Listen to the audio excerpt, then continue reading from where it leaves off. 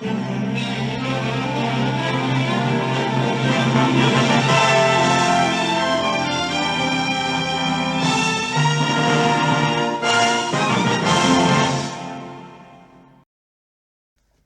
train, train, train, train, train, train, train lover 16. The train, for its size, is the fastest vehicle on land. And the locomotives of Redcliffe Loco Yard are the power behind the stations, industries and train lines that make up the well-renowned Redcliffe and Guineabridge Railway. This is Redcliffe Railway Tales.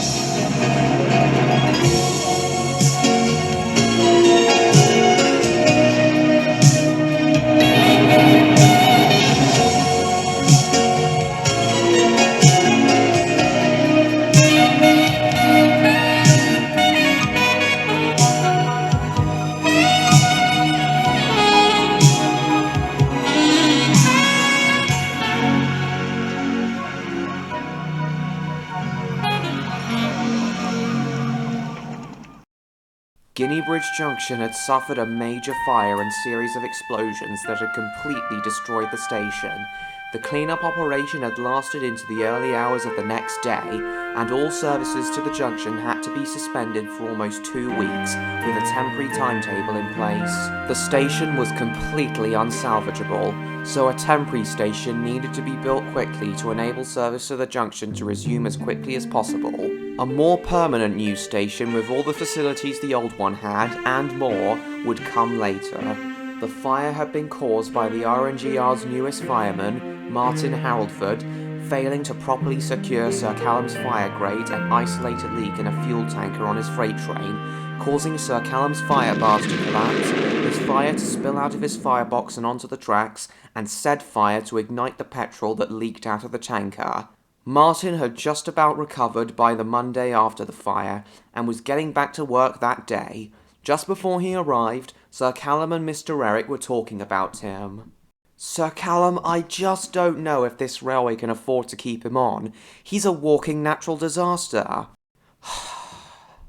"Well, I can't pretend he's doing well, sir, but he's not without promise." "I know, you've told me before, and that's exactly why I've decided not to sack him, but you must understand that I'll have no choice but to if he keeps on causing incidents, especially another one as severe as the fire." "I do understand, sir, but thank you for agreeing to keep him on. You're most welcome." As Mr. Eric headed back to his office, Martin showed up. "Hello, Martin. How are you this morning?" "I think I've just about recovered from the Guineabridge incident." "Glad to hear it. Now then, Mr. Eric's given us an easy day, with not too many trains, and certainly none loaded with anything flammable or explosive, I'm sure you'll be glad to know. We're taking a load of girders and platform segments up to Guineabridge Junction to build the temporary station with this morning, then we'll be working passenger trains on the revised timetable all afternoon." "I don't care how easy and safe our work will be today, Sir Callum. I just know I'm still gonna screw up somehow." "Oh, come now, Martin. Don't think like that. You absolutely have the potential to be a credit to this railway." "But my exam is at the end of the month. I don't see myself being a credit to this railway by then, or ever for that matter." "Martin, there's something I'd like to tell you. Back in my youth, when I worked for British Rail, one of my late brothers once told me something. If you think you can, you will. If you think you can't, you won't. Either way, you're right." "Well, when you put it that way, I see no harm in giving today a try." "That's more like it. Let us begin in that case." As soon as Martin had climbed into Sir Callum's cab, they set off up to the station. The moment they stopped in the passing loop, Brian came into view with their train.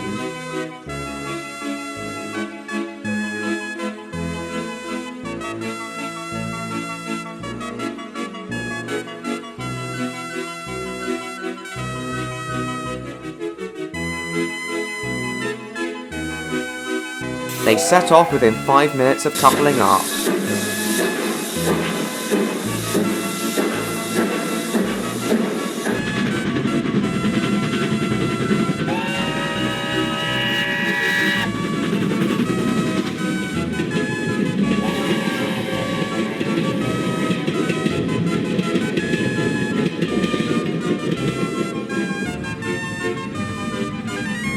Their run went completely smoothly and eventlessly, and they arrived at Guineabridge Junction bang on time.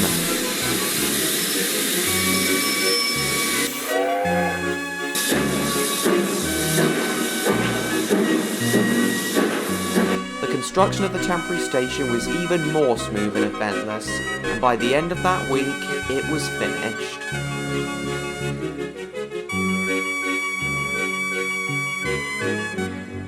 Over the following week, Martin's firing skills continued to steadily improve, and though it should go without saying, he impressed Sir Callum, Ethan and Jacob more with each passing day.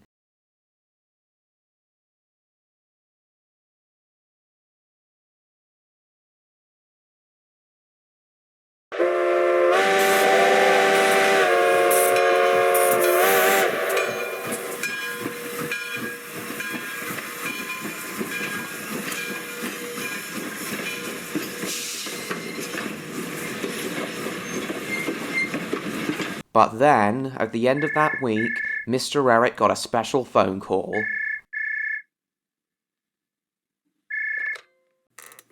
Redcliffe and Guineabridge Railway, Alex Ericsson, owner and general manager speaking.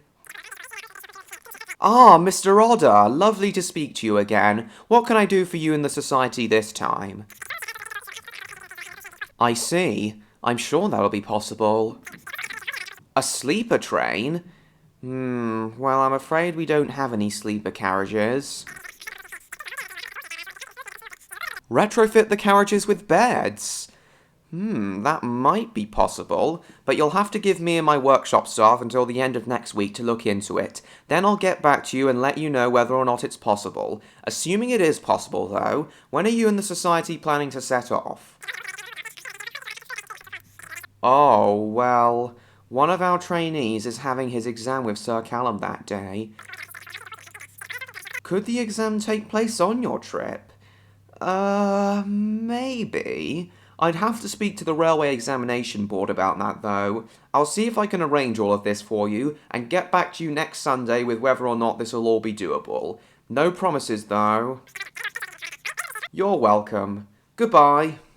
The following Sunday, Sir Callum and Martin were returning to Redcliffe with an empty train, having finished the last picnic fly run of the day and let the passengers off at Guineabridge Junction.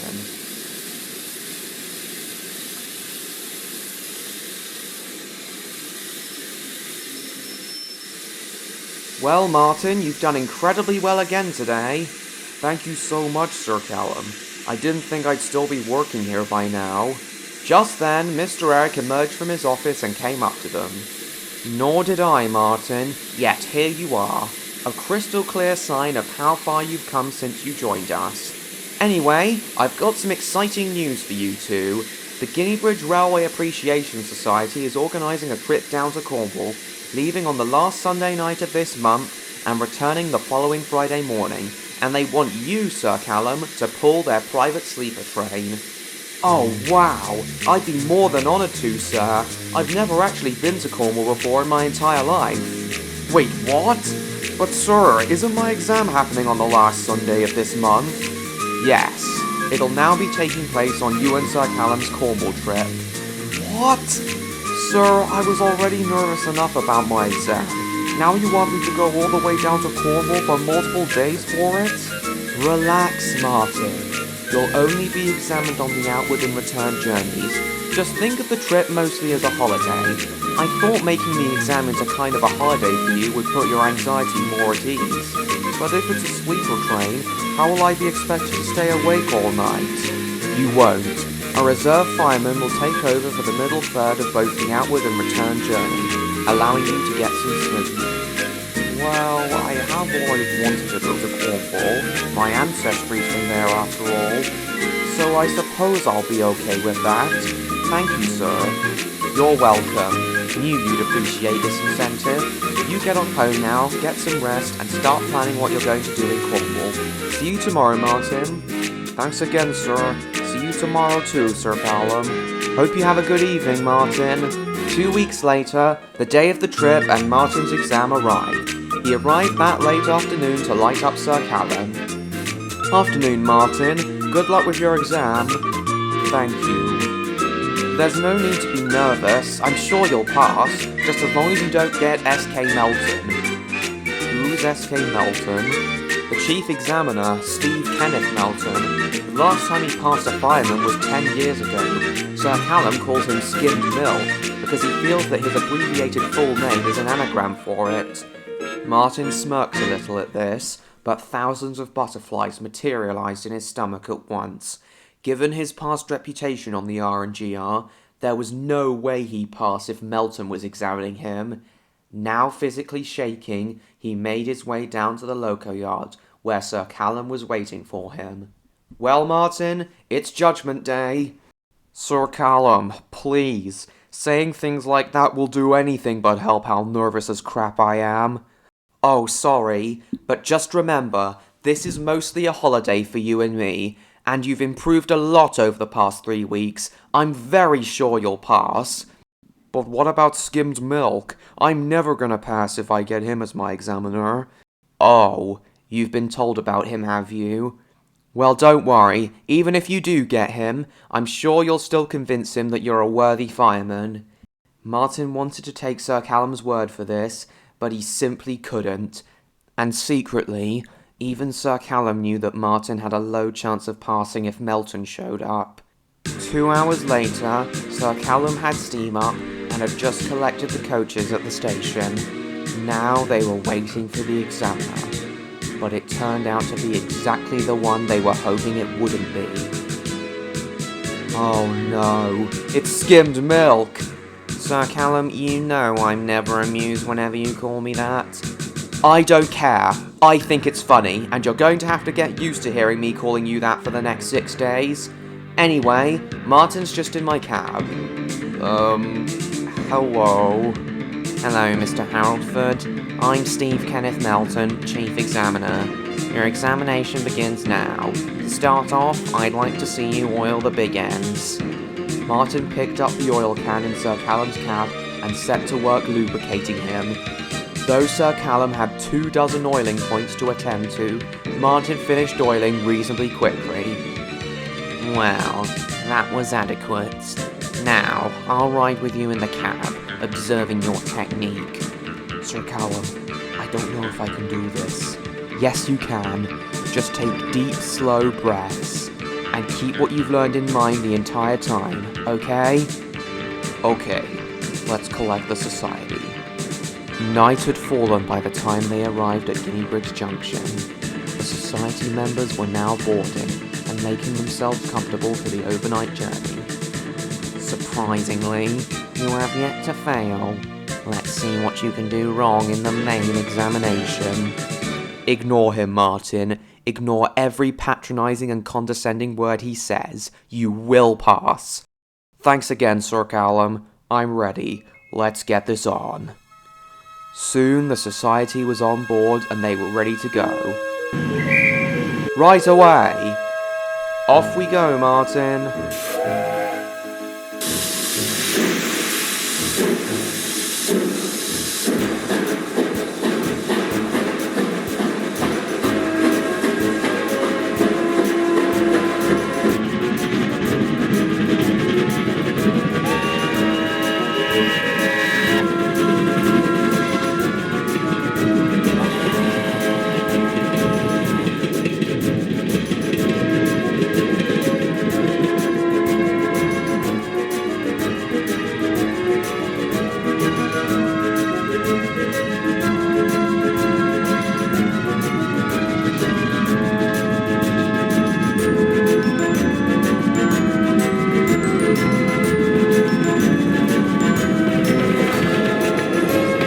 They had an incredibly pleasant run and were welcomed into Cornwall by a breathtaking sunrise.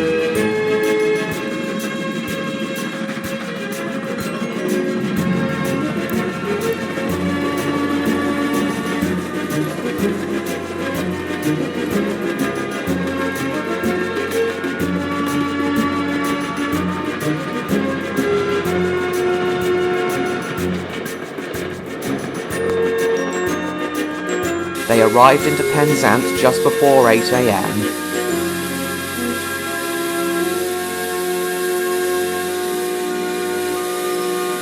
Well bloody done, Martin. Those were some of your best stoking skills you've displayed throughout your entire time training with me. Thank you so much, Sir Callum. Yes, those were admittedly some satisfactory skills you displayed, Mr. Halford.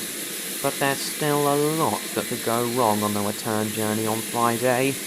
Don't bother arguing with him, Sir Callum. He's right. Yes, he is.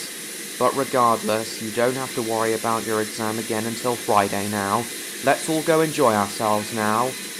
Oh, absolutely. Been looking forward to binging the sights of Cornwall all fortnight. The Society, Martin, Sir Callum, and even Steve had a wonderful time in Cornwall, visiting its many attractions, including but not limited to the Lapper Valley Railway, the Eden Project, St Michael's Mount, Land's End, the Helston Railway, Flambard's Theme Park, the Lost Gardens of Heligan, and the Bodmin and Wentford Railway, where Sir Callum stayed for most of the holiday, helping to run their trains. But of course, all too soon, it was time to go home.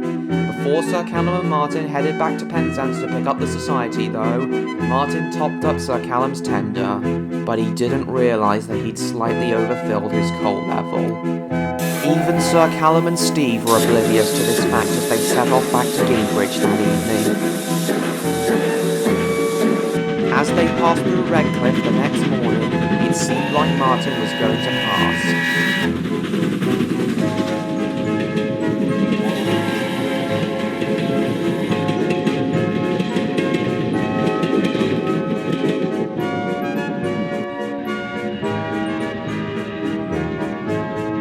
But as they passed through Raiden City, they went over a bad piece of track. Holy crap, what was that? Oh, this is all I need. As soon as they'd stopped, the conductor helped the Society off the train, and they gathered round to see what had happened. Bugger! And we were going so nicely too. What could have happened? Well, now that I think about it, I may have slightly overfilled your tender back at Bodmin. Oh dear, some of my coal must have fallen out and derailed the coach. Your chances of passing are looking slim now, I'm afraid, Mr. Halford. Are you kidding me? And we were so damn close to the finish line as well. I'm so sorry, Martin. Oh, come on now, lad, chin up. You did really damn well until now, and none of us were seriously injured. I don't see how this could get any worse. But it could get worse.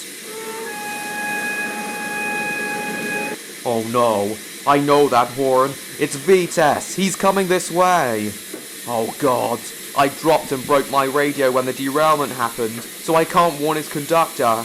He's gonna plough right into those coaches. No, he won't. Give me your red baton, mate.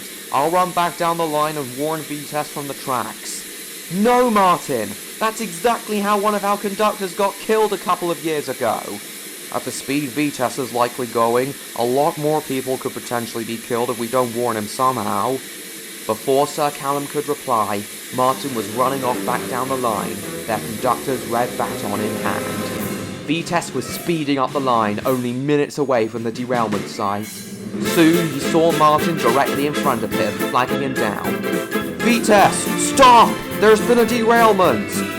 Taken aback by Martin's warning, Vitesse slammed his brakes into full emergency. Martin jumped out of the way and landed on his back less than 3 seconds before Vitesse reached him. As the rear coaches of Sir Callum's train came into view, Vitesse was still unsure if he'd stop in time. He was unable to avoid coming into contact with them, but he touched them at a slow enough speed and pushed them back up to the front half of Sir Callum's train before coming to a stop. Thank God for that. Thanks for giving the other half of my train back, Vitesse. You're welcome, Sir Callum, but Martin deserves a much bigger thank you. I would have had a nasty accident were it not for him. Martin came running back up the line. You're most welcome, Vitesse. Yes, well, I believe I've seen enough for 1 week. And, while Mr. Halford may have sown the seeds that caused the derailment, To be fair, he did prevent an even worse accident, and his selfless bravery must be taken into account. Therefore, though perhaps against my better judgment, I must pass him as a mainline-grade fireman. The society cheered, and Sir Callum and Vites blew their whistles and horns respectively. Congratulations, Martin! Not just on passing your exam, but saving Vites and his passengers as well. I think it's safe to call you one of this railway's heroes. Sir Callum, thank you. Thank you 10,000 times. I heavily doubt I even still be on this railway had you not believed in me. And he climbed onto Sir Callum's frames in front of his smoke box and hugged him. Sir Callum let off steam out of flusterment. He wasn't sure, but he thought he felt a tear from Martin running down his smoke box. Martin is now one of the R&GR's most respected employees. Sir Callum, Ethan and Jacob are always in for a good day whenever he's assigned to fire one of them. Martin did have to go through a little bit of extra training in order to learn how to fire Ethan, who, unlike Sir Callum and Jacob, is an oil-burning engine rather than coal-burning, but I'm delighted to say that his extra training with Ethan was nowhere near as turbulent as his primary training. He's certainly had quite the hero's journey, hasn't he?